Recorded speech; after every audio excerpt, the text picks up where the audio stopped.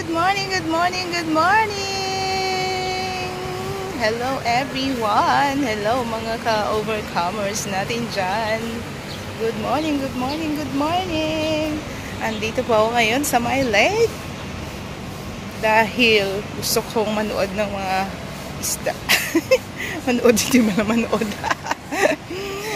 Wala lang. Dahil wala lang po ako magawa. Kaya eto oh. Yan. Yan ang napakagandang lake na pinapasyalan ko dito. So, kung makikita niyo po, ayun oh, merong mga popo na ano, na tai chi. Kailan kaya ako makakatry niyan? Hindi pa po yan na-try. Wala tayong trainer para mag-aral yan. May mga steps daw yan na dapat sundin. Ayan po sila oh. Oh, wow. Yan po yung nakagawian nila dito na exercise nila tuwing umaga. Yung sa atin zumba-zumba, pero dito tai chi. So yun po. Ang saya-saya siguro nila yun na yung kanilang mga libangan. So guys, yun lamang po. I can do all things through Christ who gives me strength. Sana ganun din po kayo sa inyong mga buhay. And dahil off natin ngayon, kailangan unahin ang Panginoon. Seek first the kingdom of God and His righteousness, and all these things shall be added unto you. Lahat ng pangailangan natin, idaragdag na lang yan ng Panginoon kung unahin natin siya. Pagising sa umaga, let's pray and thank God for everything that we have done. That He has done pala. That He has done sa ating buhay. Thank you, Lord, for your goodness. Maraming salamat sa panonood. Have a blessed day! Hey, dyan na yung yung bus na to. Ito pala yung kasama ko. Ito yung hinintay ko. Habang ako nakatambay sa sa lake.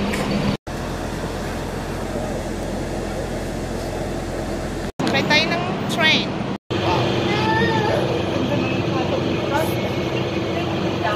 At yan po, dahil pagod tayo sa biyahe ngayon, kumain muna tayo ng Filipino food. Ayan o, kala nyo ha, may greatest coffee pa kami dito. Mag-isa lang tayo guys dito sa loob ng lift ng elevator, pero very safe naman.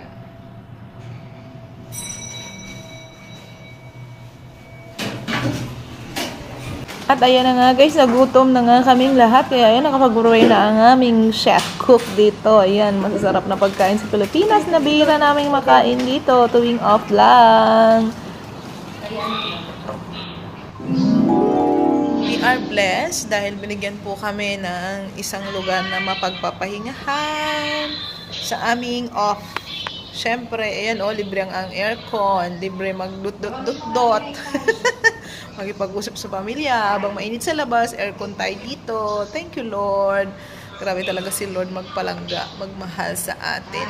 At tayo ay nafe-feed pa ng salita ng Diyos ng aming pastora dito. Ang ginagamit ng Diyos sa amin, kumupkup sa amin, kahit isang beses sa isang linggo. Siyempre, kailangan mag-relax after ng 6 days na papagod, pagiging busy sa trabaho.